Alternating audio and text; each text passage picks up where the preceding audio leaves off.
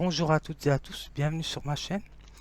Alors, aujourd'hui, je vais tenter de mettre un sujet un peu, même beaucoup, qui va intéresser les jeunes, et les moins jeunes aussi sûrement. Donc, c'est pour les sensibiliser, c'est les relations entre jeunes hommes et jeunes femmes, euh, ou jeunes adolescents et jeunes adolescents. Donc, voilà, c'est juste un petit rappel. Je pense que c'est bien de le dire, quoi. Donc alors, je vais déjà insérer directement le concept philosophique, hein. C'est le concept de désir. Donc au sens spinoziste, le désir est l'essence de l'homme. Donc voilà. Donc je vais prendre le dictionnaire philosophique et vous montrer la définition de ce que ça veut dire ambivalence. Parce que dans le désir, il y a le sentiment d'ambivalence, on appelle ça. C'est de l'amour et la haine. Donc alors, la définition d'ambivalence. Possibilité d'un sujet de ressentir en même temps et dans une situation donnée deux sentiments opposés. Donc ça veut bien dire ça. Donc l'amour et la haine. Donc, je t'aime, je te hais, quoi. Ça veut dire ça. Maintenant, celui psychanalytique. Psychanalyse. Alors, ambivalence, on va voir ce qu'ils disent. Ambivalence. Disposition psychique d'un sujet qui éprouve ou manifeste simultanément deux sentiments, deux attitudes opposées à l'endroit d'un même objet, d'une même situation. Oui, il parle d'objet, mais c'est la même chose. Parce que les termes, il faut bien qu'ils soient précis les termes, sinon. Donc voilà, alors. Sujet très intéressant. Je pense que c'est un des sujets les plus, on va dire les plus débattus, les plus questionnants de toute l'histoire, hein. Donc concernant la sexualité, de toute façon, ça n'épargne personne. Donc, alors, me concernant moi, je vais vous parler juste que d'une expérience, hein, c'est tout. Une petite expérience que j'ai eue. Alors, celle que j'ai eue pendant 6 mois, on va dire. Ouais. Alors donc, en général, on n'en rencontre jamais quelqu'un comme ça par hasard, hein. Moi, je pense pas que... Il faut déjà qu'il y ait des affinités et du respect, surtout au niveau de la rencontre. Et puis, faut laisser faire les choses comme elles doivent se faire, hein. Il faut rester le plus naturel possible, en fin de compte. C'est ça le succès de... Enfin, si je peux parler de succès, hein, bon. C'est attristant de dire ça, mais bon. Si vous voulez vraiment que ça soit le plus naturel possible, il faut se comporter correctement. Ça veut dire de ne pas en faire des masses, comme diraient les jeunes. Donc il faut être au plus naturel et ne pas mentir surtout. Ça c'est très important parce que si vous commencez à monter tout un cinéma et que vous n'êtes pas fait de de cette stature, on va dire, eh ben, ça risque de complètement de tout gâcher, quoi. Donc, et même si la relation, par exemple, n'aboutit pas, mais c'est pas le but d'ailleurs déjà. Déjà, il faut aller à la rencontre d'une personne, essayer de la connaître intellectuellement et de voir ce qui nous oppose, hein, parce qu'on pense pas de la même manière, hein. Un garçon et une fille ne pensent pas de la même manière. C'est ça qui est intéressant d'ailleurs, je pense, dans les relations. C'est très enrichissant. Donc, pour apprendre beaucoup de choses, donc, et sur vous aussi. Donc voilà. Alors, l'amour et la haine. Ça, c'est des sentiments quand même qui sont, on va dire, intrinsèquement euh, liés dans notre structure psychique et profonde. Donc, c'est comme ça. Donc, j'ai pris une ou deux notes là. Alors, j'ai mis moi, lorsqu'on rencontre quelqu'un, de toute manière, c'est jamais, euh, c'est jamais comme ça par hasard, hein. Donc, voilà, comme je vous ai dit, le hasard n'existe pas. Donc, généralement, on s'attarde à des détails. Enfin, moi, me concernant, je sais que maintenant, avec le recul, je sais que j'ai un petit peu analysé. avec les petites expériences que j'ai eues. Donc je sais que c'est quand même une particularité, on va dire, quelque chose de, pour, pour donner un terme plus simple que particularité, quelque chose qui va vous,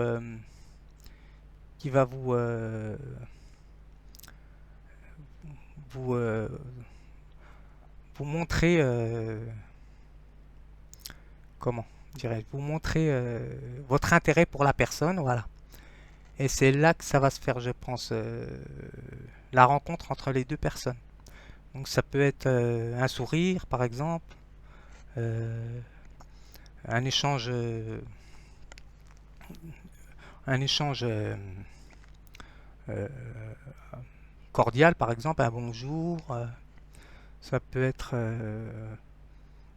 un regard, euh, parce qu'en général, nous les hommes, ça c'est sûr que je vais pas le nier, on est très visuel. Donc ça c'est sûr que les jeunes ils vont regarder beaucoup l'apparence physique.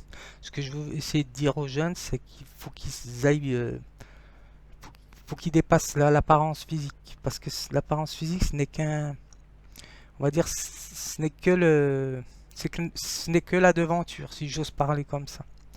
Donc il faut essayer de s'intéresser plus à la personne que ce que tout le monde connaît.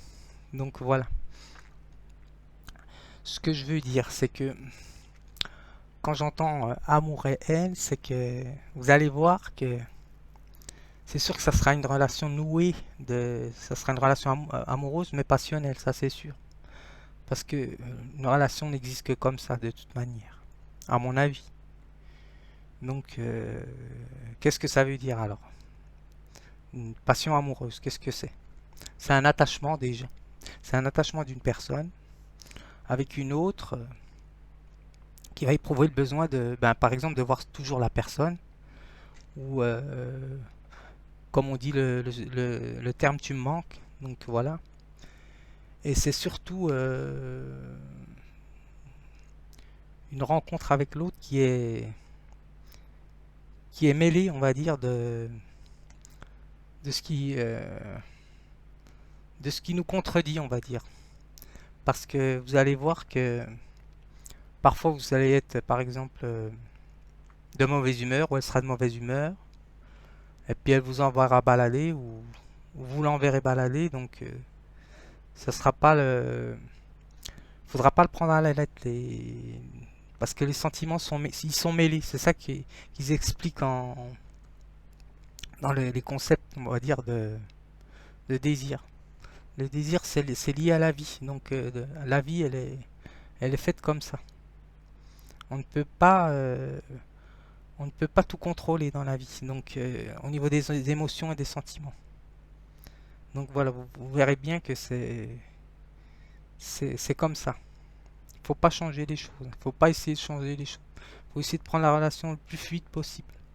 Alors le plus important, je pense, c'est le jour que vous voulez entretenir ou entamer plutôt une relation de longue durée. Ce qui est bien, c'est de faire les tests. Moi, j'avais fait les tests, hein. Enfin, on avait fait les tests. Nous avions fait les tests chacun de notre côté. Donc, un bilan, hein, ça ils appellent ça un bilan sanguin, hein. Donc voilà. Et puis, euh, et puis c'est parti, quoi. Voilà. Mais maintenant, je ne sais pas comment ça fonctionne parce que tout se libéralise. Et donc, je pense qu'il y a des préventions qui sont faites à l'école, mais bon, comme le désir est déraisonnable, comme dirait l'autre, donc je ne sais pas si tout le monde suit la conduite à tenir parce que c'est important. Parce qu'il y a plein de choses qui sont nocives et mortelles, hein, qu'on peut attraper. Donc vaut mieux, je pense, vaut mieux quand même se protéger si vous voulez pas faire le bilan sanguin. Mais à un moment donné, de toute manière, si la relation est sérieuse, la jeune fille, elle vous demandera, ou la jeune dame, elle vous demandera de faire les tests. Ça, je pense que si elle est raisonnable, ou si le garçon est raisonnable, il vous demandera de faire les tests. Ça veut dire que la personne tient à vous. C'est ça que je veux dire. Si elle veut prendre le risque là, parce que même si on fait les tests, il y a toujours des risques, hein. Bon, 0,001%, mais il y a toujours un petit risque. C'est que la personne tient à vous, quoi. C'est qu'elle veut aller plus loin avec vous. Donc voilà. Alors, concernant mon expérience à moi, je vais vous dire celle que j'ai eue. Oui, donc moi, celle-là où elle est simple. Alors, j'avais quel âge? J'avais 18 ou 17, ouais, 17 ans, je crois. Ou 18. Alors, moi, je l'ai rencontré par l'intermédiaire d'un pote à moi, d'un ami à moi. Donc voilà. Donc ça s'est fait au fur et à mesure, hein. Donc, par contre, j'ai eu un souci au niveau des parents.